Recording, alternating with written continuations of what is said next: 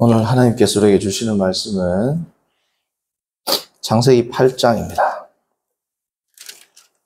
창세기 8장 20절부터 22절까지 말씀입니다.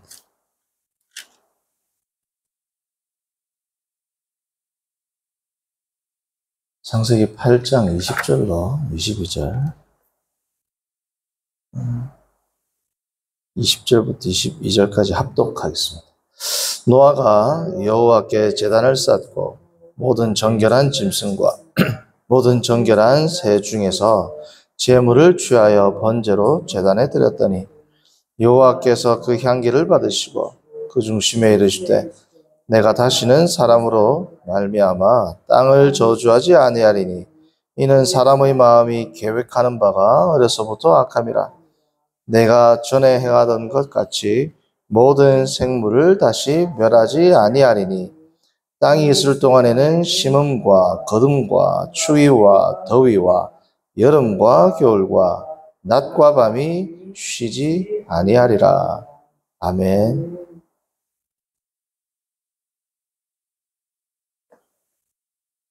오늘 홍수가 끝난 직후 노아는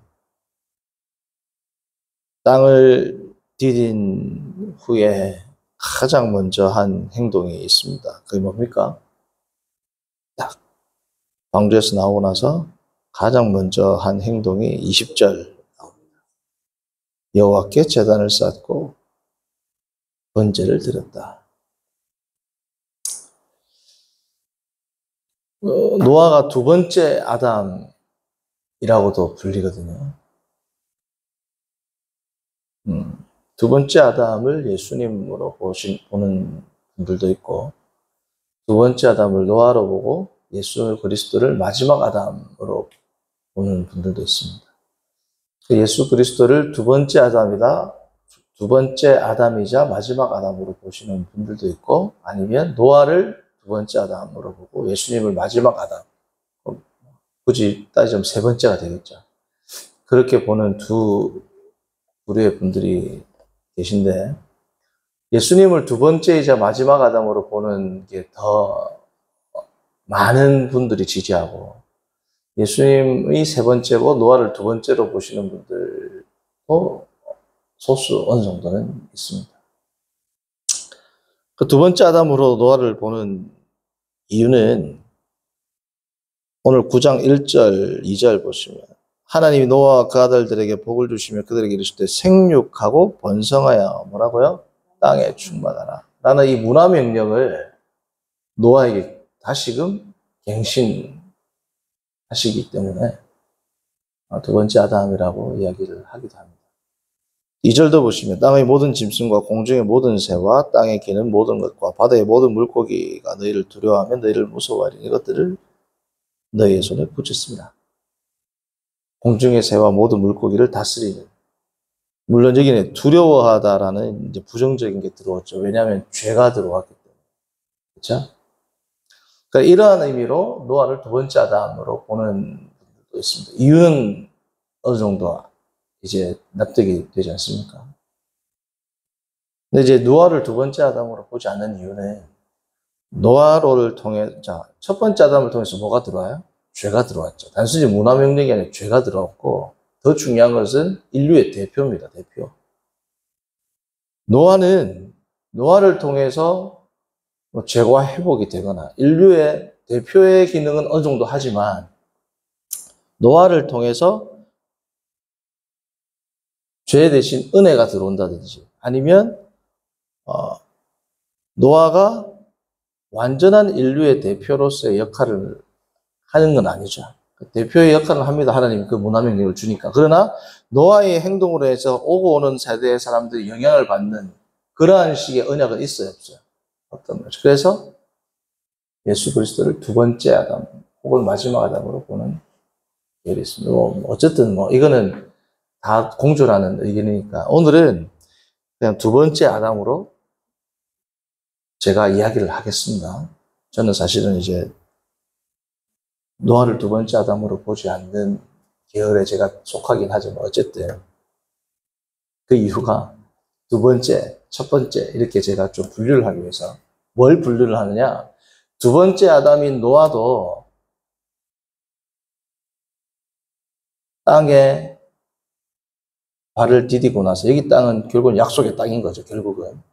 그로부터 새로운 인류가 탄생하니까 하나님께서 약속하신 땅, 가나안 땅과 같은 약속이 아니라 홍수가 끝나고 새로운 인류를 너에게 주겠다는 그러한 의미로서의 약속의 땅에 발을 디디고 첫 제사를 드렸고, 두 번째 아담으로 만약에 본다면 두 번째 아담인 노아는 제일 처음 제사를 드렸다. 반대로 첫 번째 믿음의 조상, 첫 번째 믿음의 조상하고 제가 대비시키기 위해서 두 번째 아담으로서의 노아를 강조를 한 겁니다. 두 번째 아담으로서의 노아를 제가 지지해서가 아니고 이 두 개를 대비시키기 위해서. 두 번째 아담인 노아도 제일 처음에 약속의 땅에 발을 디디고 하나님께 제사를 드렸지 않습니까? 첫 번째 믿음의 조상인 아브라함도 약속의 땅에 그가 첫 발을 디디고 나서 한 첫 번째 행동이 뭐냐? 12장 봅니다. 8절 봅니다. 7절. 여호와께서 아브라함에 나타내시되 내가 이 땅을 내 자손이라고 주리라 하신지라. 자기에게 나타나신 여호와께 그가 그곳에서 제단을 쌓고, 그죠? 처음에 여호와를 만난 곳에서 제단을 쌓고, 그 다음 8절. 거기에서 베델 동쪽 산으로 옮겨 장막을 지니 서쪽은 베델이요 동쪽은 아이라. 그가 그곳에서 여호와께 뭐라고요? 제단을 쌓고 여호와 이름을 불렀다. 그러니까 더 정확히 말하면 약속의 땅이라고는 볼 수 없죠. 약속의 땅은 아브라함은 알 수 없습니다. 그냥 내가 내게 지시할 땅으로. 약속의 땅이라는 의미는 사실은 이제 출애굽기 백성들이 가나안 정착할 때 하는 거죠. 어쨌든 아브라함도 그가 새로운 정착지에 발을 디딘 동시에 하는 행동이 뭐다? 오늘 보시면 8절. 제단을 쌓. 하나님을 만났을 때 제단을 쌓. 또 그가 처음 디딘 그 땅에 뭡니까? 제단을 쌓은 겁니다. 자, 그런데 5절을 보시면 아브라함이 어디에 도착했어요? 결국은 가나안 땅에 들어간 거죠. 5절을 보십시오. 12장 5절. 아브라함이 공교롭게도 4절부터 보시면 이에 아브라함이 여호와의 말씀을 따라갔고 롯도 그와 함께 갔으며 아브라함이 하란을 떠날 때 75세였더라. 아브라함이 그의 아내 사레와 조카 롯과 하란에서 모은 모든 소유와 얻은 사람들을 이끌고 어디로 들어갔다고? 가나안 땅으로 가려고 떠나서 마침내 가나안 땅에 들어갔더라. 결국은 하나님이 가라고 한 땅에서 제일 처음 나온 땅이 뭐예요? 가나안 땅이죠. 물론 하란에 들러는 건 중간에 나옵니다. 그러나 12장에서 볼 때에는 아브라함에 이르시되 고향과 친척과 아버지 집을 떠나 내가 내게 보여줄 땅으로 가라 해가지고 뭐예요? 처음 도착한 것이 뭐예요? 가나안 땅입니다. 5절에 보시면 하란에서 모은 모든 소유와, 이것은 11장에 이제 데라가 하란에 거했기 때문에 하란에 거했다라는 표현이 나오지만 아브라함이 12장에 하나님의 말씀을 듣고 제일 처음 아브라함이 능동적으로 움직여서, 데라가 움직인 게 아니고 데라가 죽었으니까 아브라함의 믿음의 발자국을 처음 딱 디딘 데가 어디라는 겁니까? 가나안 땅이에요. 결국은 뭐 가나안 땅에 나중에 약속의 땅에 듣는 거 아니에요. 어쨌든 강조는 뭐냐? 이 가나안 땅에 발을 디디고 난 이후에 그가 하는 행동이 뭐다? 하나님께 제단을 쌓았다. 자, 두 번째 아담인 노아도 그랬고, 첫 번째 믿음의 조상인 아브라함도 뭐예요? 제단을 쌓았다. 자, 그런데 중요한 여기서 개념이 있습니다. 자, 아브라함 이야기는 다음 주에 하도록 하고 오늘은 노아 이야기니까 8장으로 다시 넘어오시면 8장 20절. 자, 노아가 여호와께 제단을 쌓았다. 그리고 뭘 드렸다? 번제를 드렸다.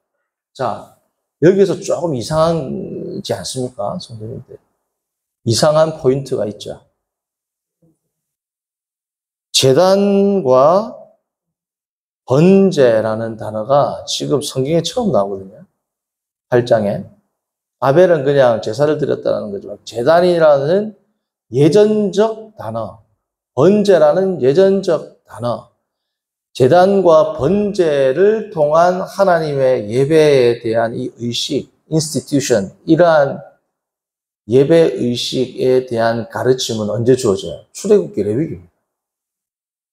지금 아브라함 때보다 아브라함이 하나님께 약속을 부름을 받았을 때 보통 BC 2200년에서 BC 1900년 사이로 보거든요. 좀 빠르게 보는 분들은 1900년, 좀 더 오래된 연대로 보는 분들은 보통 BC 2200년 정도로 보는데 어쨌든 중간으로 딱 잘라서 한 2000년으로 보고 모세 때까지 그 600년 차이 난다는 거죠. 그렇죠? 시내산에서 언약 받을 때 한 550년이 되겠죠. 그 한 550년 이 전에 벌써 노아가 아니지. 아브라함이 550년, 노아는 지금 노아하고 있잖아요. 노아는 뭐 언젠지도 모릅니다. 그렇죠? 모세가 십계명에서 가르침을 받았을 때는 아브라함 기준으로 550년 전이지. 노아는 언젠지도 몰라요. 그렇죠? 까마득한 옛날에 율법이 있기도 전에 제단에서 번제를 드린다는 사실을 어떻게 알았을까요, 노아가? 어떻게 이러한 형식의 제사를 하나님께 드린다는 사실을 알았겠습니까? 한번 생각을 해보세요. 이게 좀 이상하잖아요. 그렇죠? 고대 근동 지방에서 제사를 드렸습니다. 그들도. 제단에서 드렸어요. 번제 형식은 아니었지만 제단에서 제사를 드렸습니다. 근데 노아도 뭐라고요? 제단에서 제사를 드렸죠. 차이점은 뭐예요? 번제로 드린 겁니다. 노아는. 고대 근동 지방에서는 제사를 드릴 때 제단을 쌓았지만 번제로는 드리지 않았어요. 그 이유가 있습니다. 가장 오래된 문서 가운데 하나인 길가메시 서사시라고 있습니다. 길가메시. 길가메시 서사시를 보면 11번째 토판, 이 토판이 있을 거 아닙니까? 11번째 토판 150장에서 160장 초반에 이런 내용이 나옵니다. 150장 전에도 쭉 보면 홍수 사건이 나오는데 노아 홍수 사건과 유사한 문제이 되게 많아요. 150장부터 160장 초반 제가 읽어드립니다. 홍수가 거의 이제 끝나가요. 그러니까 그 배 안에서, 우리로 말하면 방주죠. 배 안에서 우트나 파슈팀이라는 사람이, 노아가 아니고 이 사람 이름이 뭐라고 해요? 우트나 파슈팀이에요. 우트나 파슈팀이라는 엄청난 똑똑한 현자가, 이 사람 혼자 살아남거든요. 이 사람이 배 안에서 홍수가 끝났는지를 보려고 처음에 내가 제비를 보내었는데 다시 돌아왔다. 이를 보건대 아직 쉴 만한 곳이 없다는 것을 알 수 있다. 그 녀석은 돌아왔다. 그리고 난 이후 얼마간 시간이 지나고 나서 나는 까마귀를 보내어 보았다. 그 전에 140장, 지금 140장 후반에 먼저는 비둘기를 한번 처음에 비둘기를 보내봐야, 두 번째, 비둘기를 보냈는데 비둘기가 바로 돌아옵니다. 그래서 이제 150장 시작되는 거야. 두 번째, 이번에는 제비를 보냈는데 다시 돌아왔다. 마지막으로, 이번에 나는 까마귀를 보내보았다. 까마귀는 멀리 가서 물이 줄어든 것을 발견하고 먹이를 잡아먹고 주위 몇 바퀴를 빙 돌고는 깍깍 소리를 내며 다시는 돌아오지 않았다. 그래서 나는 방주에서 나와, 배죠. 배에서 나와 배에 있는 모든 생명체를 사방으로 풀어주고, 자, 똑같아요, 노아랑. 신들께 제사를 드렸다. 근데 단수가 아니라 복수입니다. 신들께 제사를 드렸다. 나는 산 꼭대기에서 전제의식을 행했다. 자, 이게 중요합니다. 나중에는. 자, 전제가 수를 붓는 거죠. 수를 붓는 의식이 전제의식입니다. 노아는 전제를 향하지 않고 뭘 했다? 번제를 드렸습니다. 그렇죠? 나는 산 꼭대기에 전제의식을 행했다. 7개의 예식에 적합한 그릇을 준비해서 그 그릇들 위에 등나무, 소나무, 머틀나무를 올려놓았다. 신들이 제물의 냄새를 맡았다. 신들이 이 향기로운 냄새를 맡았다. 자, 그 다음 보셨죠? 신들이 파리떼같이 제물에 모여들었다. 자, 이 말은 뭐냐면 신들이 술과 제물을 먹으러 온 거예요.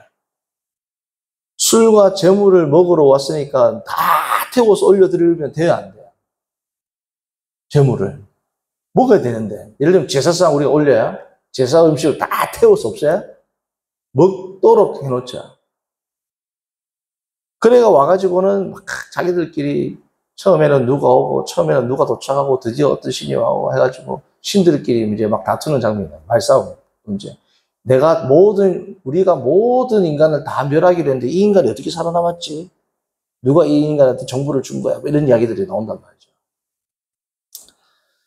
제가 이 이방 우상까지는 우상이죠. 이 신화를 소개해드리는데 제가 목적이 있는 게 아니고 이 설교 귀중한 시간에 왜 이런 이야기를 하겠어요? 자, 노아의 예배가 제단에서 제사를 드린다는 것은 그가 성경을 통해서 한 게 아닙니다. 당시의 문화에서 어떻게 이렇게 제사를 드리더라 이 말이죠. 신들한테. 그러니까 자기도 그렇게 예배를 드리는가 보다라고 생각을 한 겁니다. 그죠? 그래서 예배를 드렸어요. 자, 그런데 중요한 게 있습니다. 21절. 여호와께서 뭘 받으셨다? 그 향기를 받으셨다. 자, 이걸 보면 창세기에서 지금 모세의 의도가 있어요. 모세의 의도는 뭐냐면 당시에 고대에서부터 내려오는 제사 제도에 대해서 모세가 알았을까요? 몰랐을까요? 알죠? 하나님께 드렸던 노아의 제사는 부족했지만 질적으로 다른 게 있다. 첫 번째, 그는 전제를 부어드리지 않았다. 쉽게 말하면 신들이 술을 마신다라는 그 개념은 노아에게 안 들어온 겁니다. 왜? 하나님은 영이시고 절대적인 분이라는 게 노아는 알았죠. 두 번째, 노아는 하나님에 대해서 번제로 드렸습니다. 하나님은 이런 음식을 드시는 분이 아니라는 걸 노아는 알았어요. 그죠? 자, 이 탁월한 진부한 신관에 대해서는 이방 사람들은 전혀 뭐예요? 모르는 내용입니다. 자, 그런데 노아는 이것을 알고 하나님께 이러한 방식으로 예배를 드렸단 말이에요. 제사를 드렸단 말이죠. 그러니까 오늘도 21절을 보시면 여호와께서 그 제물이라고 안 쓰고 아벨과 가인은 제물을 받으셨다고 나왔죠. 의도적으로 향기라고 쓴 겁니다. 그죠? 이 향기라는 제사는 나중에 레위기나 뒤에 제사를 보면 여호와께서 향기를 받으셨다는 그런 의미. 향기를 받았다는 의미의 첫 번째 의미는 뭐예요? 그 제물이 하나님 앞에 악취가 아니고 향기라는 말의 의미는 뭐예요? 제대로 드려진 제사라는 의미죠. 악취가 아니라 향기니까. 두 번째, 오늘 이 본문에서의 의도는 뭐예요?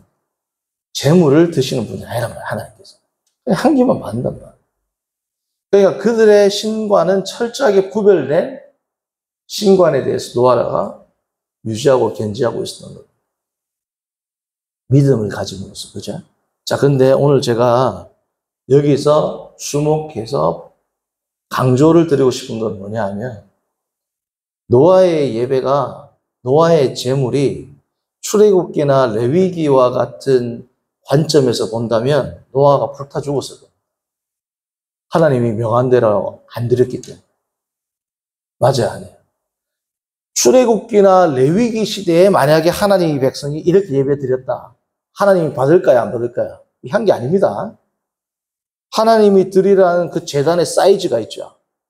번제를 드리는 방법이 있죠.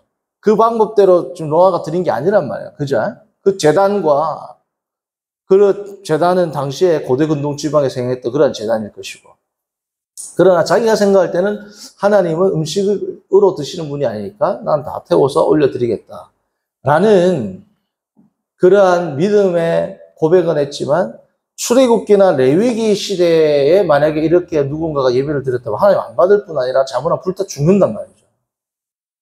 나답과 아비후처럼. 자, 그런데 하나님은 지금 노아의 예배를 어떻게 해요? 향기로 받으셨다는 겁니다. 이게 중요한 거예요. 그게 오늘 제 주제 핵심입니다. 핵심. 설교의 주 포인트란 말이죠. 자, 하나님께서는 왜 향기로 받으셨어요, 이걸? 노아가 모르죠. 어떻게 하는지 어떻게 알아야? 하나님은 뭘 보신 거야? 중심을 본 겁니다. 사람은 외모를 보지만 나 여호와는 뭐예요? 중심을 본다. 출애굽기나 레위기에서는 이대로 예배를 드리지 않으면 안 받아요. 왜요? 그 중심이 하나님을 사랑하면 하나님 해라는 대로 해야 되지. 출애굽기나 레위기가 딱 나오잖아요. 하나님이 한 식양과 양식대로, 방법대로 언제 레위기 1장에 나오잖아요. 제단에 대해서는 출애굽기에 나오잖아요. 어떻게 드려야 되는지를 하나님을 존중하고 하나님을 믿고 하나님을 사랑하면 하나님이 해라는 대로 드려야 되겠죠. 노아는 모른단 말이죠. 그죠? 그러니까 하나님께서는 중심을 보셨기 때문에 노아의 예배를 받은 겁니다. 성도님들, 중세 시대 때 종교개혁이 일어나기 전 약 100년 전부터 한 50년 전까지 활동했던 1380년에 출생해서 1471년에 하나님의 부르심을 받았던 종교개혁으로부터 얼마 머지않아서 한 50년 전에 돌아가셨죠. 중세에 유명한 매우 탁월한 수도사가 계신데 그분의 이름이 토마스 아켄피스입니다. 토마스 아켄피스의 그리스도를 본받아, 이미타치오 크리스티. 이거는 그리스도인의 필독서예요, 필독서. 성도님들 가운데 지금 서점 가면 말씀 구입해서 읽어보십시오. 지루할 수 있어요. 지금 우리의 삶, 빠른고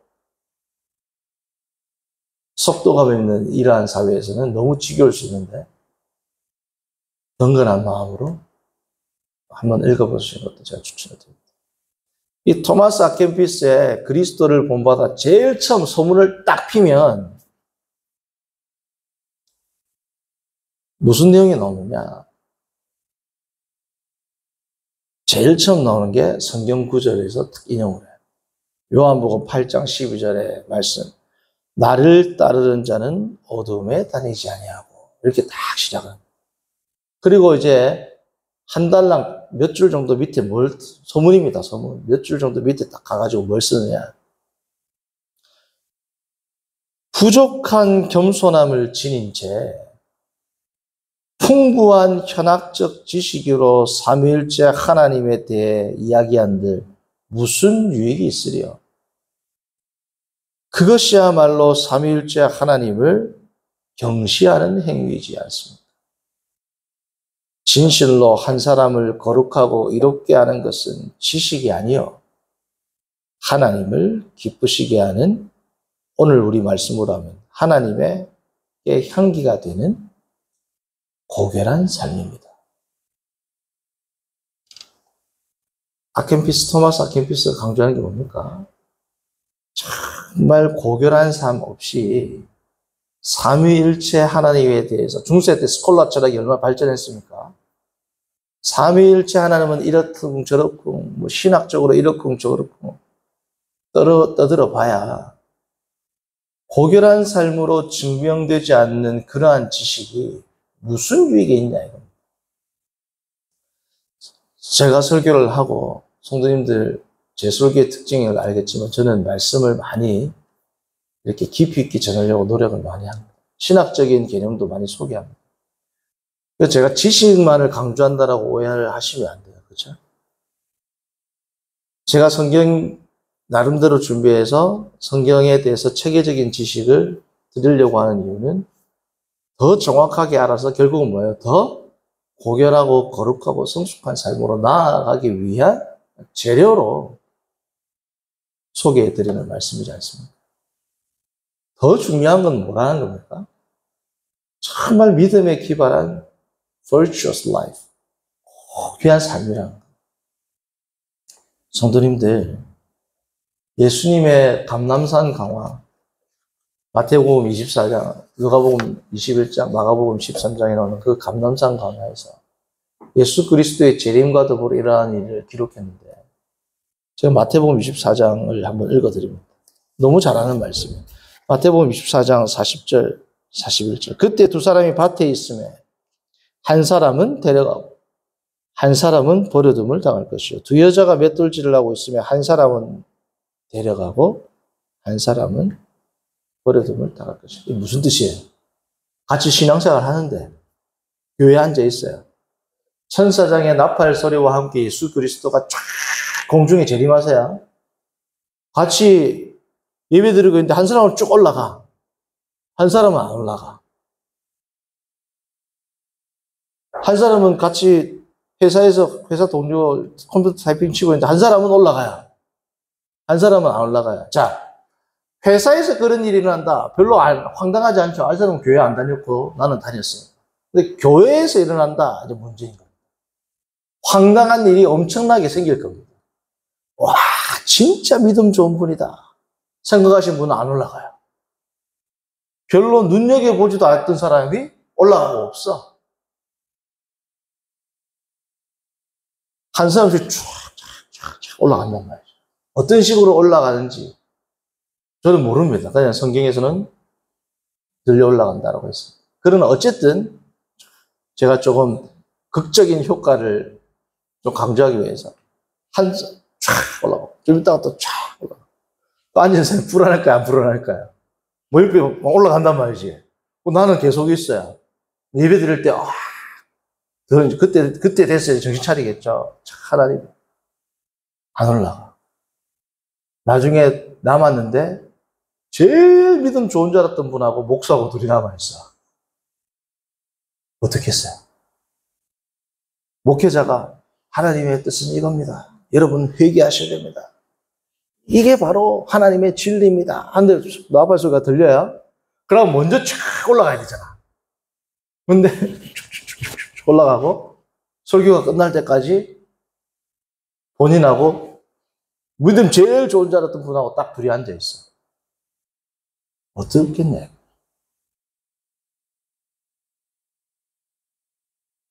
부끄러운 정도가 아니고 이거는 말로 표현할 수 없는 두려움이 있겠죠.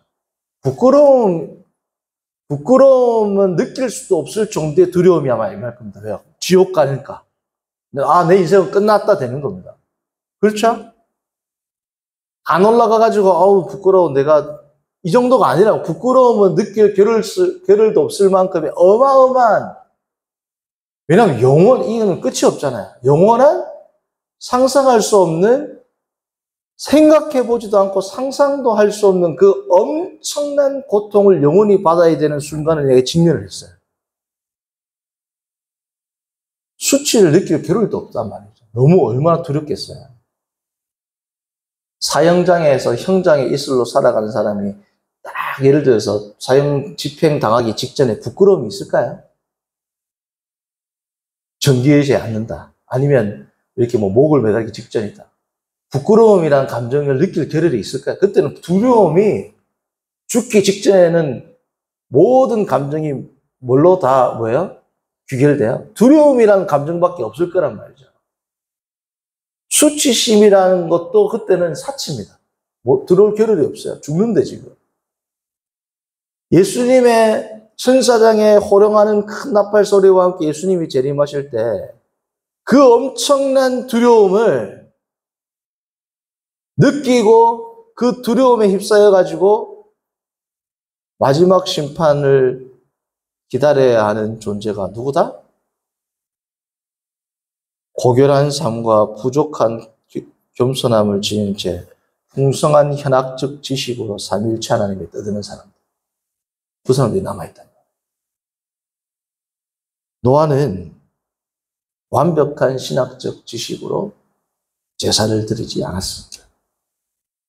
완벽한 신학적 지식으로 오늘날로 말하면 예배를 드리지 않았어요. 하나님의 예정이 뭔지, 삼위일체가 뭔지, 칼빈이 뭔지, 알미니아니즘이 뭔지, 구속사가 뭔지 모른단 말이죠.